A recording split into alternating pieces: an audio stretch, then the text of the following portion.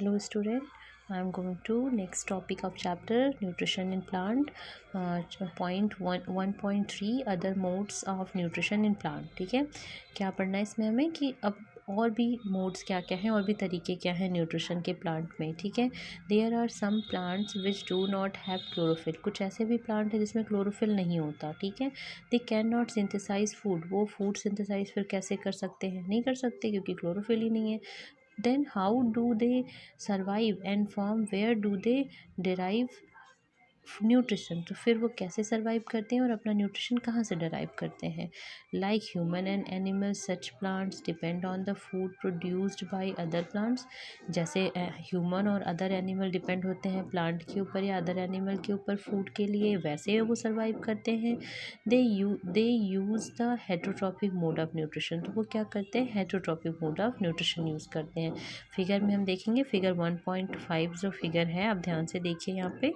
उसमें देखिए ये जो डायग्राम बना हुआ है 1.5 में, ये कुछ डिपेंडेंट प्लांट हैं. ठीक है, जो दूसरे प्लांट के ऊपर सर चढ़ के, मतलब उसके ऊपर अटैच होके उनसे अपना न्यूट्रिशन लेते हैं. ठीक है, और 1.6 में देखोगे तो कुछ ऐसे भी प्लांट हैं जो दूसरे छोटे छोटे कीड़े को, मकोड़ों को, इंसेक्ट को खा के अपने न्यूट्रिशन को फुलफ़िल करते हैं. तो दोनों ही टाइप के होते हैं. ठीक है, यू सी अ येलो वायरी branch structure twinning around the stem and branches of tree के ऊपर येलो लाइक स्ट्रक्चर दिख रहे हैं, वायर लाइक. ये क्या करते हैं? दूसरे पेड़ के ऊपर जाके अटैच हो जाते हैं और उसी प्लांट से ये क्या करते हैं? सेल्टर अपने स्टेम एंड ब्रांचेस के ऊपर ट्री पे, और उन्हीं से ये क्या लेते हैं? न्यूट्रिशन और सेल्टर लेते हैं. This is a plant called कसकुटा. इस प्लांट को हम क्या कहते हैं? जो चढ़ा हुआ है, जो पतला पतला येलो कलर का प्लांट है, पाइप लाइक, जो उस प्लांट के ऊपर ट्विनिंग है उस ट्री के ऊपर, उसको हम कसकुटा बोलते हैं. It does not have chlorophyll. इसमें कोई क्लोरोफिल पिगमेंट नहीं होता. It takes readymade food from the plant on which it is climbing. जिस पेड़ के ऊपर ये चढ़ा हुआ येलो कलर वाला जो प्लांट है, उसी प्लांट से ये रेडीमेड, मतलब उसने खाना बनाया और उसी से थ्रू इसने भी न्यूट्रिशन ले लिया. तो उसको हमने क्या बोल दिया? रेडीमेड फूड ले लिया. ठीक है, the plant on which it climb is called the host. जिस प्लांट के ऊपर ये क्लाइम है या चढ़ा हुआ है, उसको क्या बोलते हैं? होस्ट. मतलब वो जो ट्री है वो क्या हो गया? होस्ट हो गया. ठीक है, since it deprives the host of valuable nutrients. तो ये क्या करता है? उससे जितना इसको न्यूट्रिशन चाहिए होता है वो ले लेता है. ठीक है, कसकुटा इज़ कॉल्ड द पैरासाइट. और कसकुटा को क्या बोलेंगे? पैरासाइट. क्यों? क्योंकि ये दूसरे के ऊपर डिपेंड है, और जिसके ऊपर डिपेंड है उस ट्री को क्या बोलेंगे? होस्ट बोलेंगे. Are we and other animals also a kind of parasite. क्या हम या फिर दूसरे एनिमल, क्या हम भी पैरासाइट हैं? You should think about it and discuss with your teacher. इस चीज़ के बारे में हमें डिस्कस करना है और अपने टीचर से क्या करना है? डिस्कस करना है. एक तरीके से देखा जाए तो हाँ भी, ठीक है, हम बिल्कुल पैरासाइट हैं क्योंकि हम दूसरे के ऊपर डिपेंड करते हैं. लेकिन उसमें ये एग्जैक्टली हम नहीं कह सकते कि हम पैरासाइट हैं. क्यों? पैरासाइट की बहुत सारी कंडीशन है, वो हम आगे पढ़ेंगे. ठीक है, are we and other animal also a kind of, yes you should think. ठीक है, अब पहली क्या कह रही है? Paheli wants to know whether mosquito, bedbugs, lice and leeches and suck our food are also parasite. Yes, ये हमारे फूड को सक करते हैं. हैव यू सीन और heard of plants that can eat animal. कभी क्या उन प्लांट्स के बारे में सुना है जो एनिमल्स को खाते हैं? There are few plant which can trap insect and digest them. कुछ ऐसे प्लांट्स होते हैं जो इंसेक्ट को पकड़ते हैं और उनको डाइजेस्ट करते हैं. Is it not amazing? क्या ये अमेजिंग नहीं है जान के कि कुछ प्लांट ऐसे होते हैं जो इंसेक्ट को खाते हैं? बिल्कुल अमेजिंग सी बात है. सच प्लांट में भी ग्रीन और सम अदर कलर. ये ऐसे इस टाइप के जो प्लांट होते हैं वो ग्रीन भी हो सकते हैं, दूसरे कलर के भी हो सकते हैं. ठीक है, look at the plant in figure 1.6. जो 1.6 में फिगर है उसको देखिए, इसमें ये इंसेक्टिवरस प्लांट ही है. द पिक्चर लाइक, पिक्चर मतलब घड़ा लाइक, ठीक है, आर जग लाइक या जग जैसा structure is the modified part of leaf. ये क्या है? ये जो जग लाइक या घड़ा लाइक स्ट्रक्चर है, ये एक लीफ का ही मॉडिफाइड, मतलब उसी फॉर्म में कन्वर्ट हुआ पार्ट है, लेकिन है leafy. The apex of leaf form a lid, जो एपेक्स होता है लीफ का वो क्या बनाता है, लिड। डायग्राम में आप लोग देखिए वो उसको ढक लेता है, ठीक है। The apex of leaf form a lid which can open and close the mouth of pitcher, जो घड़ा लाइक स्ट्रक्चर जो बना हुआ है उसको वो ढकता भी है और वो ओपन भी करता है। Inside the pitcher there are hair which are directly downward when an insect lands in the picture। क्या होता है कि ये जो पिक्चर है, जो घड़ा लाइक स्ट्रक्चर, इसमें कुछ हेयर लाइक स्ट्रक्चर्स होते हैं। जब उसमें इंसेक्ट जाता है तो वो क्या करता है, डाउनवर्ड को उसको खींच लेता है और लिड बंद हो जाती है। When an insect lands in the pitcher the lid close and trap insect get entangled into the hairs. Entangle मतलब फंस जाते हैं उस हेयर्स में और लिड बंद हो जाता है। The lid close and the insect is trap, और इंसेक्ट क्या होता है, फंस जाता है। ठीक, समझ आई बात। इसमें क्या होता है, जो पिक्चर है मैं फिर से बता देती हूँ, जो पिक्चर लाइक स्ट्रक्चर है इसमें हेयर लाइक स्ट्रक्चर होते हैं।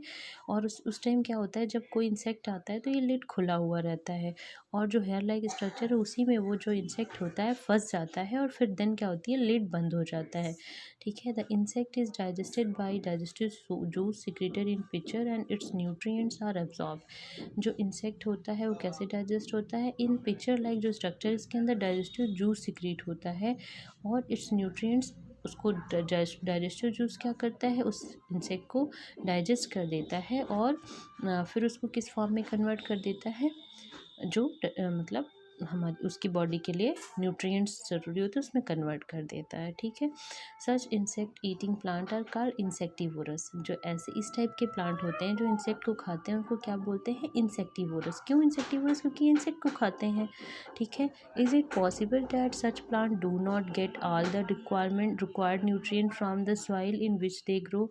क्या ये पॉसिबल है कि जो इस टाइप के प्लांट होते हैं इनको सारी रिक्वायरमेंट नहीं मिलती सॉइल से? यस, तभी तो ये नाइट्रोजन के लिए इंसेक्ट्स को खाते हैं। अगर इनकी सारी रिक्वायरमेंट सॉइल से पूरी हो जाती तो ये इंसेक्ट को क्यों खाते। Boojho is confuse if the pitcher plant is green and carries out photosynthesis then why does it feed on insect. Boojho confuse है कि पिचर प्लांट तो ग्रीन भी है तो क्यों नहीं वो फोटोसिंथेसिस प्रोसेस करते, क्यों ये दूसरे इंसेक्ट को खाते हैं। ठीक है। क्योंकि इनको सॉइल से नाइट्रोजन, ये प्लांट ऐसे होते हैं जिन इन प्लांट्स को नाइट्रोजन की भी नीड होती है, और जहाँ पे ये ग्रो करते हैं वहाँ के सॉइल में इनको नाइट्रोजन नहीं मिलता, इसलिए ये क्या करते हैं, अपनी नाइट्रोजन की उस रिक्वायरमेंट को फुलफ़िल करने के लिए इंसेक्ट को खाते हैं। अब नेक्स्ट पॉइंट है 1.4 सैप्रोफाइट्स। सैप्रोफाइट्स के बारे में पहले मैं आगे बताऊंगी आप लोगों को। ठीक है, पहले इस टॉपिक को क्लियर करते हैं। You might have seen packets of mushroom sold in vegetables market. आपने देखा होगा कि पैकेट्स में मशरूम मिलते हैं जब हम मार्केट में जाते हैं, तो उन मशरूम को हम खाते हैं सब वेजिटेबल्स के फॉर्म में। You may have also seen fluffy umbrella like patches growing in moist soil or on rotting wood during the rainy season। कभी आपने देखा है रेनी सीजन में जो गीली लकड़ियाँ होती हैं, सड़ती हुई लकड़ियाँ होती हैं, इसमें अम्ब्रेला लाइक स्ट्रक्चर होता है, वो क्या वो भी मशरूम जैसा ही होता है ना। Let us find out what type of nutrients they need to survive and from where they get them। अब यहाँ पे हमें फाइंड आउट करते हैं कि क्या किस टाइप के न्यूट्रिएंट्स होते हैं उनकी सर्वाइव के लिए, और कहाँ से इनको ये मिलते हैं। ठीक है। Buzo wants to know how these organisms acquire nutrients। They do not have mouth like animal too। They are not like green plant as they lack chlorophyll and cannot make food by photosynthesis. अब अगर हम mushroom का structure देखें तो ना तो ये green है ना तो ये पिचर लाइक प्लांट है, तो फिर ये कैसे फूड बनाता है या कैसे ये अपने न्यूट्रिएंट्स को फुलफ़िल करता है। ठीक है, ये बूजो के मन में आया और ये आपके मन में भी आना चाहिए। ठीक है। अब यहाँ पे एक एक्टिविटी हम देखते हैं, एक्टिविटी 1.2। ठीक है, उससे पहले हाँ ठीक है 1.2 take a piece of bread and moisten it with water, leave it in a moist warm place for 2 to 3 days or until fluffy patches appear on them। What is the color of these patches? Observe the patches under a microscope or a magnifying glass। Write down your observation in the notebook। You will see cotton like thread spreads on the piece of bread। These organism are called fungi. आपको यहाँ पे क्या करना है कि एक bread का piece लेना है और उसको थोड़ा सा उसके ऊपर पानी डाल के उसको एक वार्म प्लेस पे, मॉइस्ट जहाँ पे प्लेस हो, वार्म हो, 2 से 3 दिन या तब तक रखना है जब तक उस पर कुछ ग्रीन कलर के पैचेस ना अपीयर हो जाएं, ठीक है। तो फिर उसके बाद उस पैचेस जब अपीयर हो जाए तो उसको क्या करो कि एक माइक्रोस्कोप के अंदर उसको हम एब्जॉर्ब करते हैं कि वो जो ग्रीन स्ट्रक्चर वो कैसा दिख रहा है, ठीक है। आप देखोगे कि वो थ्रेड लाइक कुछ स्ट्रक्चर होगा ब्रेड के पीस के ऊपर, उस स्ट्रक्चर को हम क्या बोलते हैं, फंजाई बोलते हैं। फंजाई एक ऑर्गेनिज्म ही है जब ये, जैसे हमने इस एक तरीके से देखा जाए तो एक हमने एक एक्सपेरिमेंट ही किया कि फंजाई कैसे ग्रो कर जाते हैं, ये क्यों ग्रो कर जाते हैं, ये सब चीज़ें अभी हम पढ़ेंगे, ठीक है। तो जब हम ब्रेड के मॉइस्ट प्लेस पे गीला करके या उसके ऊपर पानी डाल के किसी ऐसी जगह पे रखेंगे जहाँ पे टेम्परेचर भी हो, वार्म भी हो, 2 से 4 दिन, तो ये फंजाई अपने आप ग्रो कर जाते हैं, ठीक है। They have a different mode of nutrition. अब इनका मोड ऑफ न्यूट्रिशन अलग है। कैसे? They absorb the nutrients from the bread. ये अपने कहाँ से न्यूट्रिएंट्स एब्जॉर्ब कर रहे हैं? ब्रेड से। अब आपके मन में ये ख्याल आया होगा कि क्या ये मॉइस्चर प्लेस पे ये अपने आप ही कैसे आ जाते हैं फंजाई? ये अपने आप ही नहीं होते। हवा जब चलती है, जो एयर चलती है, इसमें बहुत सारे ऐसे ऑर्गेनिजम्स के स्पोर होते हैं। स्पोर मतलब समझ लो एक छोटा बच्चा, ठीक है, जिनको प्रॉपर, जैसे हमें एक घर मिल जाए, कपड़ा मिल जाए, रोटी मिल जाए, तो हम उस जगह पे अपने आप को सरवाइव करवा लेते हैं, और अगर हमें नहीं मिलता तो हम वहाँ नहीं कर पाते। तो ऐसे ही एयर में छोटे छोटे पार्ट्स में स्पोर घूमते रहते हैं फंजाई के। तो जैसे ही इनके फेवरेबल कंडीशन मिलती है वो वहीं पे ग्रो करने लगते हैं। इस वजह से उस ब्रेड के ऊपर वो फंजाई ग्रो करते हैं। ऐसा नहीं कि ब्रेड के अंदर फंजाई अपने आप आ जाते हैं, अपने आप नहीं आते। वो हवा में, एयर में होते हैं उनके स्पोर, और जैसे ही उनके अकॉर्डिंग फेवरेबल कंडीशन मिलता है वो ग्रो कर लेते हैं। क्लियर? ठीक है। और ये फंजाई अपना न्यूट्रिशन कहाँ से एब्जॉर्ब करते हैं? उसी ब्रेड से, ठीक है। This mode of nutrition in which organism take in nutrient from dead and decaying matter is called saprophytic nutrition. मतलब इस टाइप का न्यूट्रिशन जिसमें कि ऑर्गेनिज्म क्या करते हैं, डेड, मतलब डेड जो मैटर हैं, डेड मैटर्स, या फिर डिकेइंग जो ख़राब हो रहे हों, डिस्ट्रॉय हो रहे हों, उनसे जब न्यूट्रिशन कोई ऑर्गेनिज्म टेक करता है, लेता है, तो इस टाइप के ऑर्गेनिज्म को हम क्या बोलते हैं? मोड सैप्रोफिटिक न्यूट्रिशन बोलते हैं। और इस टाइप के ऑर्गेनिज्म को क्या बोलते हैं? जो इस टाइप से न्यूट्रिशन लेते हैं, इस तरीके से न्यूट्रिशन लेते हैं, उनको सैप्रोफाइट्स कहते हैं, ठीक है। और इसका एक एग्जाम्पल अभी हमने देखा, fungi. Fungi also grow on pickles, leather, cloths, and other articles that are left in hot and humid weather for a long time.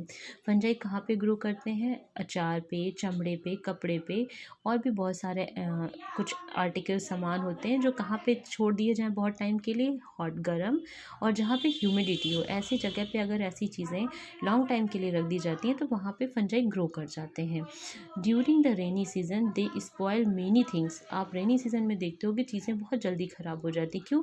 क्योंकि उस टाइम ह्यूमिडिटी बहुत होती है, हॉट टेम्परेचर होता है, इस वजह से उस टाइम फंजाई के ग्रो करने के लिए फेवरेबल कंडीशन होती है, और वो ग्रो करके उस चीज़ों को नुकसान कर देते हैं, डिस्ट्रॉय कर देते हैं। Ask your parents about the menace of fungi on your house. ठीक है, अपने पेरेंट्स से पूछो फंजाई के लिए, उनके बारे में, कि कैसे ये फंजाई आते हैं, कहाँ से आते हैं। The fungal spores are generally present in the air. जो फंगल स्पोर, जो मतलब स्पोर्स होते हैं फंजाई के, वो जनरली एयर में प्रेजेंट होते हैं। When they land on wet and warm things they germinate and grow. जैसे ही वो लैंड करते हैं, वेट, जैसी उनके लिए फेवरेबल कंडीशन होती है, गर्म और गीली, वैसे वो जर्मिनेट होके ग्रो करने लगते हैं, बढ़ने लगते हैं, ग्रोथ कर लेते हैं। Now can you figure out how we can protect our things from getting spoiled. तो अब हमें ये पता करना है कि हम अपनी चीज़ों को ख़राब होने से कैसे प्रोटेक्ट करें, कैसे बचाएं। Some organisms live together and share both shelter and nutrients. कुछ ऑर्गेनिज्म ऐसे हैं जो एक साथ रहते हैं और एक दूसरे को शेल्टर और न्यूट्रिएंट्स प्रोवाइड करते हैं। This relationship is called the symbiosis relationship. Symbiosis relationship क्या होता है? जब दो ऑर्गेनिज्म एक साथ रह रहे हों, एक जगह पे रह रहे हों, और एक दूसरे के ऊपर शेल्टर और न्यूट्रिएंट्स के लिए डिपेंड करते हों। सपोज एक को क्या मिल रहा हो, खाना मिल रहा हो, दूसरे को रहने के लिए जगह मिल रही हो, तो दोनों का रिलेशनशिप क्या हो जाएगा? सिम्बायोसिस टाइप का। For example certain fungi live inside the roots of plants. कुछ फंजाई ऐसे होते हैं जो प्लांट्स के रूट में रहते हैं। The plants provide nutrient to the fungus. Fungus को प्लांट क्या प्रोवाइड कर रहा है, तब न्यूट्रिएंट प्रोवाइड कर रहा है, इसलिए वो रह रहे हैं। बदले में ये क्या कर रहे हैं, and in return the fungus provide water and certain nutrients. तो रिटर्न में जो फंगस है उनको क्या प्रोवाइड कर रहा है, वाटर और कुछ दूसरे टाइप के न्यूट्रिएंट्स उनको प्रोवाइड कर रहा है। इन ऑर्गेनिजम्स, तो जब दोनों एक दूसरे को कुछ ना कुछ प्रोवाइड कर रहे हैं तो ये किस टाइप का रिलेशनशिप हो गया, सिम्बायोसिस टाइप का। ठीक है। In organism called lichen a chlorophyll containing partner which is an alga and a fungus live together. Lichen क्या होता है, अब एक ऑर्गेनिज्म यहाँ पे बताया जा रहा है लाइकेन, और लाइकेन का मतलब क्या होता है कि इसमें एक क्लोरोफिल कंटेनिंग पार्टनर होता है। पार्टनर मतलब कोई एक ऐसा ऑर्गेनिज्म जिसमें क्लोरोफिल होता है, वो किसके साथ रह रहा है। अब वो पार्टनर कौन सा है, वो ऑर्गेनिज्म कौन सा है, एल्गा है। एल्गी में हमने अभी पहले ही पढ़ा था कि इसमें क्लोरोफिल्स होते हैं, और ये किसके साथ रह रहा है, ऐसे फंगस के साथ रह रहा है। दोनों एक दूसरे के साथ रह रहे हैं। ठीक है। This fungus provide shelter. अब ये फंगस उसको क्या प्रोवाइड कर रहा है, शेल्टर, आवास प्रोवाइड कर रहा है जहाँ पे वो अलगा रह सकता है। Water and minerals to the alga and in return the alga prepares and provide food to the fungus. अब इस रिलेशनशिप में क्या हो रहा है कि लाइकेन में कि जो फंगस है वो उसको क्या प्रोवाइड कर रहा है, शेल्टर प्रोवाइड कर रहा है रहने के लिए, और उसके बदले में फंगस को क्या दे रहा है, एल्गा न्यूट्रिएंट्स दे रहा है। ठीक है। ठीक है। न्यूट्रिएंट्स प्रोवाइड कर रहा है, तो ये किस टाइप का रिलेशनशिप हो गया, सिम्बायोसिस टाइप का। और इन दोनों को हमने क्या कहा, लाइकेन का। ठीक है, समझ में आ गया। लाइकेन क्या होता है, लाइकेन में दो टाइप के ऑर्गेनिज्म है, एक एल्गा है, एक फंगस है। एल्गा क्या है, क्लोरोफिल कंटेनिंग पार्टनर है जो न्यूट्रिएंट्स प्रोवाइड कर रहा है फंगस को, और फंगस बदले में क्या प्रोवाइड कर रहा है, उसको शेल्टर, रहने के लिए आवास प्रोवाइड कर रहा है। ठीक है। तो ये किस टाइप का हो गया, सिम्बायोसिस टाइप का। मतलब लाइकेन में किस टाइप का रिलेशनशिप होता है, सिम्बायोसिस टाइप का। और लाइकेन में कौन कौन से ऑर्गेनिज्म होते हैं, दो होते हैं, एल्गा और फंगस। ठीक है। अब हम आते हैं, how nutrients are replenished in the soil. Have you seen farmers spreading manure or fertilizers in the field or gardens, using them in lawn or in pots? कभी आपने देखा है फार्मर्स क्या मैन्योर्स, खाद वाद छिड़कते हैं अपने गार्डन में, खेतों में, लॉन में? Do you know why this is done? क्यों वो ऐसा करते हैं? You learn that plant absorb minerals and nutrients from the soil, so their amount in the soil keep on declining.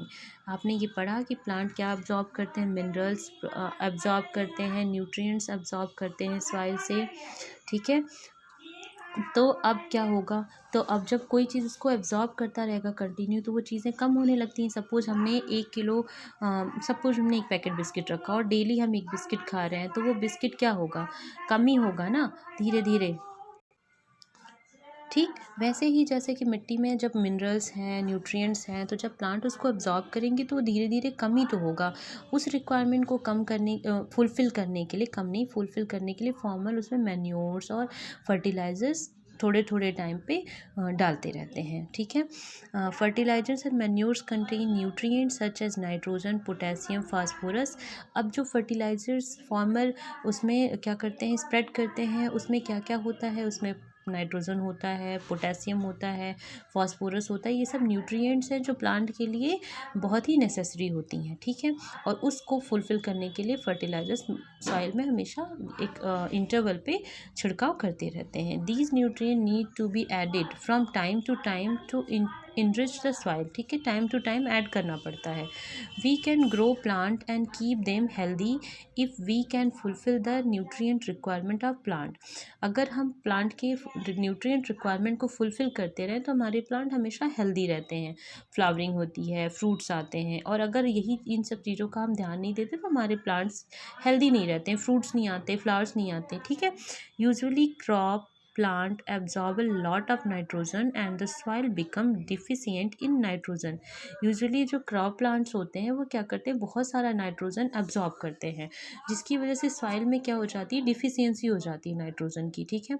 You learn that through nitrogen gas is available in plenty in the air. आपको पता है कि हमारे atmosphere में बहुत ही ज़्यादा amount में nitrogen gas है, बट एज जैसे कि नाइट्रोजन गैस के फॉर्म में तो प्लांट उसको एब्जॉर्ब कर नहीं सकता। ठीक है। तो उसके लिए कुछ होते हैं बैक्टीरिया वगैरह जिसको कन्वर्ट करते हैं, ठीक है। Plant can not use it in the manner they can use carbon dioxide, ठीक है। वो उसके गैसेस फॉर्म में तो प्लांट उसको यूज़ नहीं कर पाते, वो क्या यूज़ करते हैं, carbon dioxide. Then they need nitrogen in the soluble form, उनको जो नाइट्रोजन चाहिए वो सॉल्युबल फॉर्म में चाहिए, ना कि गैसियस फॉर्म में। और हमारे एटमॉस्फेयर में जो नाइट्रोजन प्रेजेंट है वो गैसियस फॉर्म में प्रेजेंट है। तो अब प्लांट उसको कैसे यूटिलाइज़ करेगा, उसके लिए बैक्टीरिया होती है, they need nitrogen in a soluble form, ठीक है। The bacterium called Rhizobium can take atmospheric nitrogen and convert it into a usable form. एक बैक्टीरिया होती है ना सॉइल में, जो उसको किस में कन्वर्ट करती है, जो गैसियस नाइट्रोजन होता है उसको सॉल्युबल नाइट्रोजन में कन्वर्ट कर देती है, ठीक है। Then but Rhizobium can not make its own food, तो राइजोबियम, लेकिन ये जो बैक्टीरिया राइजोबियम होती है ये अपना खाना खुद नहीं बना सकती। So it often lives in a roots of gram, pea, moong, beans and other legumes and provide them with nitrogen. तो अब ये क्या करती है, राइजोबियम किसके रूट्स में रहती है, ये बैक्टीरिया होती है, और ये बैक्टीरिया किसके रूट्स में रहती है, लेग्यूम प्लांट। लेग्यूम प्लांट कौन कौन से होते हैं, ग्राम, चने का जो प्लांट होता है वो लेग्यूम प्लांट है। पी मटर, मूंग, बीन्स, मतलब ये जितनी दालें हैं मैक्सिमम ये लेग्यूम प्लांट्स में आती हैं, और इन्हीं के रूट्स में ये राइजोबियम क्या है, रहता है, ठीक है। और बदले में इनको क्या मिल जाता है, शेल्टर मिल जाता है और न्यूट्रिशन मिल जाता है इन प्लांट से। और राइजोबियम क्या करता है कि जो गैसेस नाइट्रोजन है उसको कन्वर्ट किस में करता है, सॉल्युबल नाइट्रोजन में, और उसको कौन एब्जॉर्ब करता है, ये लेग्यूम प्लांट्स, ठीक है, क्योंकि लेग्यूम प्लांट्स को नाइट्रोजनस कंपाउंड की नीड होती है, ठीक है, न्यूट्रिएंट्स की नीड होती है। They have a symbiotic relationship. तो ये किस टाइप का रिलेशनशिप हो गया, क्योंकि दोनों ही कुछ ना कुछ एक दूसरे को प्रोवाइड कर रहे हैं। लेग्यूम प्लांट्स का जो रूट है वो उसको फूड और शेल्टर प्रोवाइड कर रहा है राइजोबियम को, और राइजोबियम बदले में क्या प्रोवाइड कर रहा है उनको, नाइट्रोजन। और कौन सा नाइट्रोजन, सॉल्युबल नाइट्रोजन। कैसे प्रोवाइड कर रहा है, और एटमॉस्फेरिक नाइट्रोजन को सॉल्युबल नाइट्रोजन में कन्वर्ट करके, ठीक है। तो इस टाइप का क्या हो गया रिलेशनशिप, सिम्बायोटिक रिलेशनशिप, ठीक है। Thus they have symbiotic, this association is of great significance of the for the farmer. They can reduce the use of nitrogenous fertiliser where legume plants are grown. इसलिए क्या करना चाहिए, alternate अपने खेतों में farmers को अल्टरनेट चीज़ों की खेती करनी चाहिए। जैसे कभी क्रॉप में जैसे राइस उगा लिया तो उसके बाद लेग्यूमिनस प्लांट उगा लो, जैसे चना, मटर, ये सब। तो इससे क्या होता है कि जो न्यूट्रिएंट्स होती हैं वो फुलफिल होती रहती हैं, ठीक है। Most of the pulses dals are obtain from leguminous plant, ठीक है। In this chapter, you learn that most of the plant are autotrophs. Only a few plants are parasitic or saprophytic. They derive nutrition from other organisms. इस chapter में हमने ये पढ़ा कि mostly जो plants होते हैं वो ऑटोट्रॉफ होते हैं। ऑटोट्रॉफ मतलब सेल्फ खाना बनाते हैं। कुछ ही प्लांट ऐसे हैं जो दूसरे के ऊपर पैरासाइट हैं या सैप्रोफाइट हैं, और वो अपना न्यूट्रिशन दूसरे ऑर्गेनिज्म से ले लेते हैं, ठीक है। All animals are categorise as a heterotroph since they depend on plants and other animals for food. जितने भी एनिमल्स हैं वो किस में कैटेगराइज हैं, हेट्रोट्रॉफ्स में। हेट्रोट्रॉफ्स मतलब जो अपना खाना खुद नहीं बनाते, दूसरे से लेते हैं, ठीक है। और ये मोस्टली डिपेंड किस पे होते हैं, प्लांट और अदर एनिमल्स के ऊपर। Can we say that the insectivorous plant are partial heterotroph. हम ये कह सकते हैं कि जो इंसेक्टिवरस प्लांट्स होते हैं, क्या हम ये कह सकते हैं कि पार्शियली हेट्रोट्रॉफ्स होते हैं, बिल्कुल होते हैं, कह सकते हैं, क्योंकि वो सिर्फ नाइट्रोजनस न्यूट्रिएंट को फुलफ़िल करने के लिए इंसेक्ट को खाते हैं। बाकी तो वो जितनी और न्यूट्रिएंट्स की रिक्वायरमेंट होती हैं, जैसे कार्बोहाइड्रेट उनको भी चाहिए, तो उसकी रिक्वायरमेंट के लिए वो अपना खाना खुद बनाते हैं, ठीक है। तो पार्शियली हेट्रोट्रॉफ्स हम उनको कह सकते हैं, क्योंकि क्यों कह सकते हैं, क्योंकि ये दूसरे इंसेक्ट को खाते हैं, ये भी डिपेंड हैं दूसरे के ऊपर अपने कुछ न्यूट्रिएंट्स के लिए, ठीक। आज के लिए इतना ही, ये चैप्टर हो गया। कोई भी डाउट हो तो आप बोल सकते हो, ठीक है। Okay, bye bye.